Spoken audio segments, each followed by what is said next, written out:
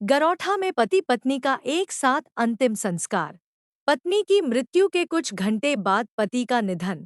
एक ही अर्थी पर हुए पंचतत्व में विलीन।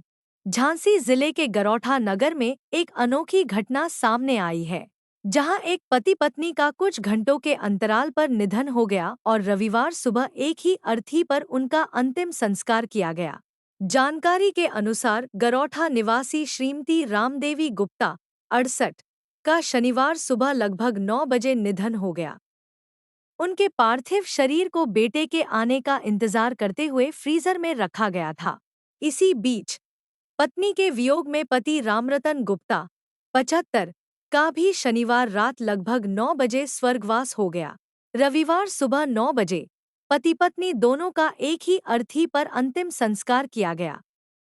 इस भावुक क्षण में नगर के सैकड़ों लोग शामिल हुए, जो इस दुर्लभ संयोग पर चर्चा कर रहे थे।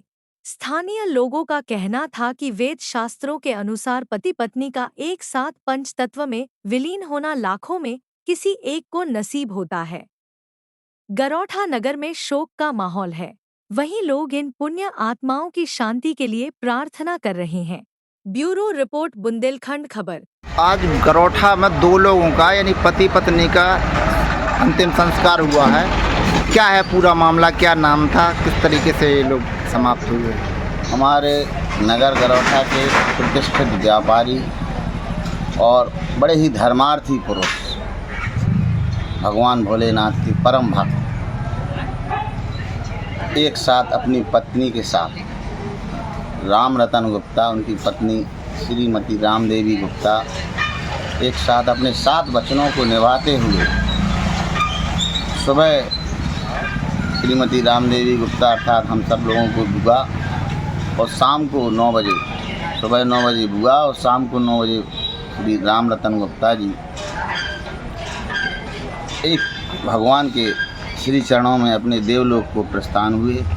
भगवान उन्हें उनकी आत्मा को शांति दे, अपने श्री चरणों में स्थान दे। और हम तो कहेंगे, हम सब लोग ऐसे पुण्यात्मा की देव दर्शन में शामिल हुए, हमारे नगरवासियों के लिए, हम सबके लिए परम सौभाग्य की बात है कि हम सब लोग उसके साक्षी बने, ऐसे देवतुल्य दर्शन करें। आज उनका, दोनों लोगों का अंतिम संस्कार हुआ, किस प्रकार से हुआ? गांव में किस प्रकार की चर्चा है?